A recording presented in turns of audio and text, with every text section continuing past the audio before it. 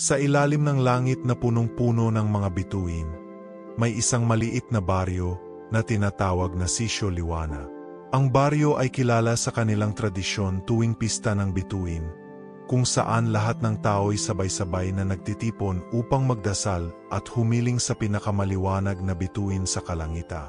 Ngunit isang gabi bago ang pista, napansin ng mga taga-Sitio Liwanag na nawawala ang pinakamaliwanag na bituin.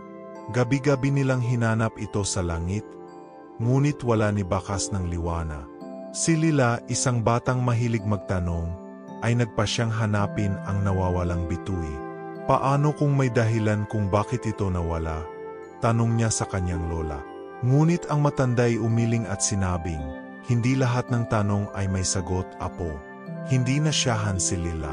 Binalot niya ang kanyang paboritong kumot, nagdala ng lampara, at naglakad patungo sa kagubatan sa gilid ng baryo. Habang naglalakad, nakarinig siya ng mahina at nakakalungkot na himig. Sinundan niya ang tunog hanggang sa marating ang isang malaking puno. Sa ilalim nito ay may maliit na nilalang na umiiyak, isang diwata na kasing liit ng kama. Anong nangyari sa'yo? Tanong ni Lila. Tinatakasan ko ang isang sumpa, sagot ng diwata.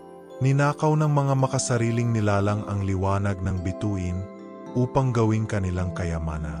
Kung hindi natin maibabalik ang liwanag, mawawala ang bituin magpakailanman.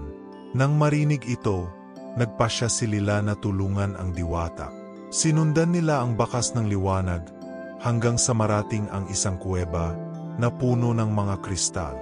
Sa loob nito ay naroon ang mga nilalang na tinutukoy ng diwata, mga aninong hugistaw na may hawak ng liwanag ng bituin sa loob ng isang garapon.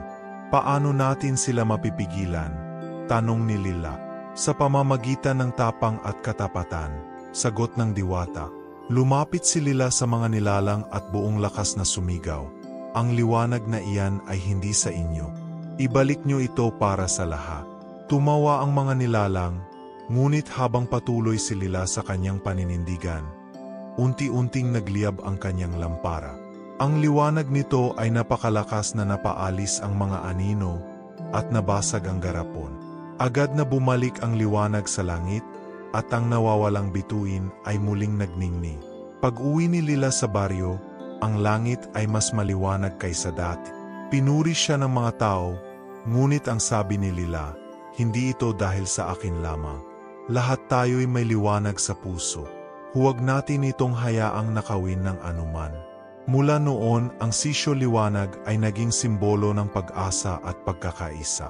At tuwing titingala ka sa langit, tandaan minsan, ang pinakamaliwanag na bituin ay hindi lang liwanag, ito'y isang paalala ng tapang, katapatan at pagmamahal sa kapwa.